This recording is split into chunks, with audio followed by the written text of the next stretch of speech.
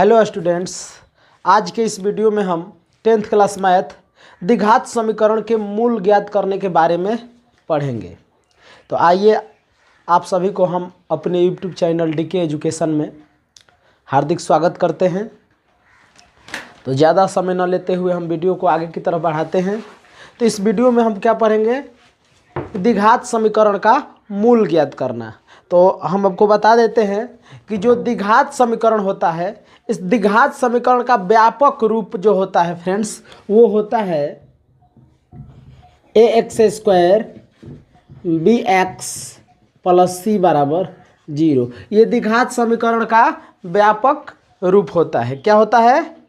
व्यापक रूप होता है। द्विघात समीकरण का व्यापक रूप जो होता है ax + bx + c = 0। ये द्विघात समीकरण का व्यापक रूप है। यहाँ से हमें x का मान ज्ञात करना है, यानी द्विघात समीकरण है। यहाँ पे जो इसका जो पावर जो है अधिकतम घात 2 है, यानी कि द्विघात समीकरण का दो मूल होता है, एक वास्तविक मूल होता है और एक काल्पनिक मूल होता है। या हो सकता है कभी दोनों काल्पनिक या कभी दोनों वास्तविक मूल आ जाता है। यानी कि द्विघात समीकरण का दो मूल ज्ञात करना है, हमें अल्फा बीटा का मान ज्ञात करना है। तो देखिए हम यहाँ सूत्र की उत्पत्ति करते हैं।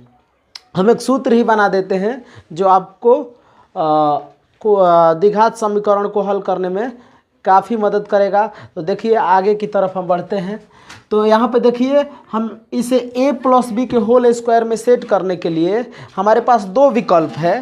पहला विकल्प ये है कि हम इस द्विघात समीकरण के दोनों तरफ या तो a से भाग कर दे या फिर a से गुना कर दे, ताकि ये a² के रूप में आ जाए, a² b² के रूप में आ जाए। तो इसको देखिए हमें फार्मूला में सेट करने के लिए समीकरण के दोनों तरफ a से गुना कर देते हैं। क्या कर देते हैं? गुना कर देते हैं। तो लिखेंगे चूंकि दोनों तरफ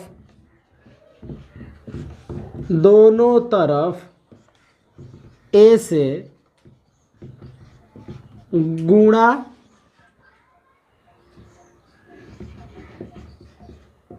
करने पर, तो देखिए क्या हो जाएगा? a² x² हो जाएगा, ये b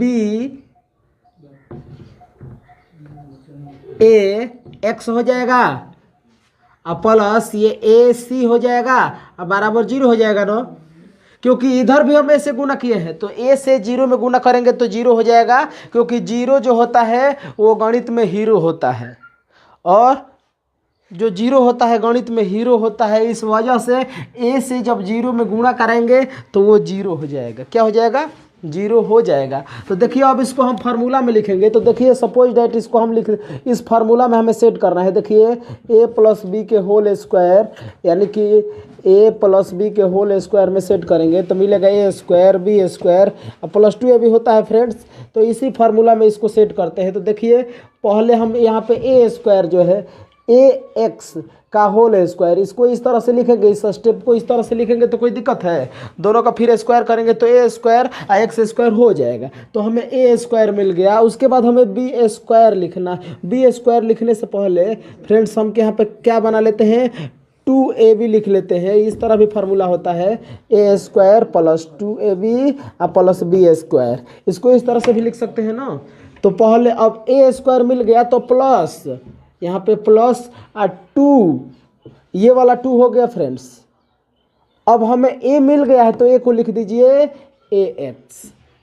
अब कुछ ऐसे सोचिए आप कि यहाँ पे b रखने से इसके बराबर में कुछ आ जाए। तो देखिए हमें यहाँ पे क्या रखे कि क्या हमें रिजल्ट मिलना चाहिए? bax मिलना चाहिए, bax। तो यहाँ पे हम x रख दिए। तो देखिए ये b रख देंगे। तो देखिए ये b, ये वाला x, a और ये x हो गया। लेकिन यहाँ पे 2 जो है एक्स्ट्रा हो रहा है, अधिक हो रहा है, जबकि हम इसमें 2 नहीं है। तो यहाँ हम भाग में लिख देंगे अब 2, यानी कि b/2 ले लेंगे। तो देखिए ये 2 से 2 को भाग करेंगे तो bax बच जाएगा। और जब हमें देखिए a² + 2ab मिल गया, तो अब b² करना है ना, a² + 2ab, तो फिर b² होगा। अब तो b का मान क्या है? b/2 का होल स्क्वायर। लेकिन हम अपने मन से इसमें ना कुछ ऐड कर सकते हैं और ना ही कुछ घटा सकते हैं, इसलिए हम इसमें क्या करते हैं कि जो जोड़े हैं उसको घटा देते हैं, ताकि इस पे कोई जो समीकरण है इस समीकरण पर कोई असर नहीं पड़े। तो देखिए हम यहाँ पे लिखेंगे -b/2 का होल स्क्वायर। ये सेट हो गया। उसके बाद लिख देखिए फ्रेंड्स, यहाँ पे क्या है, ये ax है, = 0 हो गया फ्रेंड्स। इस स्टेप में किसी को दिक्कत है? यदि दिक्कत है तो कमेंट कीजिए। ठहरिए, वीडियो को भगाइए मत, कॉपी और पेन ले करके बैठिए और इसको नोट करते जाइए। देखने से समझ में नहीं आता है फ्रेंड्स। तो आगे देखिए, इसको हम क्या लिखेंगे, ax प्लस यहाँ पर देखिए ये a स्क्वायर हो गया, ये आपका 2ab हो गया, ये b स्क्वायर। तो a + b का होल स्क्वायर लिखा जाता है ना, तो यहाँ पर हम लिखेंगे a + b/2 का होल स्क्वायर बराबर, यहाँ पर इक्वल का चिन्ह दे दिए हैं, इक्वल। अब ये देखिए जो माइनस में है यहाँ तक तो हमारा a + b का होल स्क्वायर हो गया, और ये जो है इस साइड में LHS में आपका नेगेटिव है, तो इक्वल के इधर आएगा तो पॉजिटिव हो जाएगा, प्लस में आएगा फ्रेंड्स। तो हम आगे क्या करेंगे, अब इसको हम इधर ले लिए तो प्लस में b², आइए देखिए पूरा का होल स्क्वायर करेंगे तो b²/4 हो जाएगा। ये प्लस में ac है और बराबर के इस साइड आएगा तो वो माइनस में आ जाएगा, तो यहाँ पे लिखेंगे हम -ac। कोई दिक्कत? कोई दिक्कत नहीं। तो अब देखिए यहाँ पे हम फिर लिखेंगे, चूंकि ax + b/2 का होल स्क्वायर, चूंकि यहाँ पे हम इम्प्लाइड x दे देते हैं फ्रेंड्स। यहाँ पे हमें एलसीएम क्या हो जाएगा, इसका एलसीएम जो है आपको 4 हो जाएगा। 4 मिलेगा तो 4 से डिवाइड करेंगे तो ये b² मिलेगा, माइनस यहाँ पे कुछ नहीं तो 1 है, और 1 से 4 को जब हम डिवाइड करेंगे तो 4 से इक्वल हो जाएगा। तो हम 4 में ac से मल्टीप्लाई कराएंगे तो क्या हो जाएगा फ्रेंड्स, 4ac हो जाएगा। क्या हो जाएगा, 4ac। तो यहाँ पे हमें क्या मिलेगा, देखिए इम्प्लाइड ax + b/2, ये देखिए स्क्वायर जो है ये बराबर के इस साइड में आता है तो वो रूट में हो जाता है। क्या हो जाता है, रूट बन जाता है। तो हम इसको इधर ला करके रूट में पुट कर देते हैं, तो b² -4ac/4 हो जाएगा। तो आगे क्या मिलेगा जी, आगे क्या मिलेगा, तो देखिए इम्प्लाइड ax + b/2 इक्वल, देखिए रूट का वैल्यू 2 होता है ना, रूट से जब कोई संख्या निकलता है तो 2 संख्या निकलती है, एक पॉजिटिव और एक नेगेटिव। तो यहाँ पे 2 संख्या निकल के आया और वो क्या आया, ±√b² -4ac/, ये 4 का जो वर्गमूल है वो 2 निकल के आएगा। क्या आएगा, 2 आ गया, 2 आ जाएगा ना।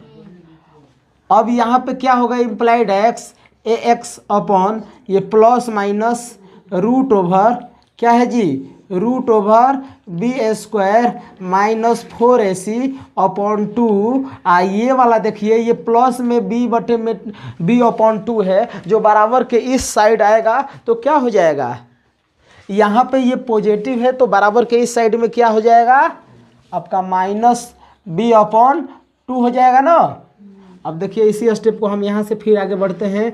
ax इक्वल क्या हो जाएगा, ax इक्वल हो जाएगा हमारा ± एलसीएम तो 2 हो जाएगा ना जी, एलसीएम 2 हो गया, ये हो गया √b² -4ac। b² -4ac को विवेचकर कहते हैं। क्या कहते हैं, विवेचक या विवेचकर कहा जाता है। और यहाँ पे देखिए एक फार्मूला होता है b² -4ac, रूट बराबर d बराबर एक फार्मूला होता है फ्रेंड्स, b² -4ac। तो इस b² -4ac को हम रूट में डी लिख सकते हैं। क्या लिखेंगे?